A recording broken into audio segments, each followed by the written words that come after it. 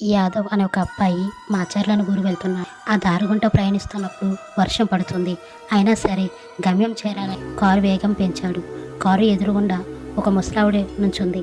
ఆ ముసలావిడని చూసిన వేదవ్ వెంటనే కారు బ్రేక్ వేశాడు. ఆ ముసలావిడ ఎదురుకంటూ వచ్చి, బాబు విండో దించుతావా అని వర్షంలో అడిగింది. ఆ పెద్దావిని చూసి జాలేసి విండో దించాడు. ఆ ముసలావిడ ఇలాగని చెప్పింది, బాబు మా ఆయన నన్ను ఇంట్లోంచి తరిమేశాడు, దయచేసి నాకు కొంచెం గిఫ్ట్ ఇస్తావా అని అడిగింది. ఆ అర్ధరాత్రి ఆవిడని చూశాడు.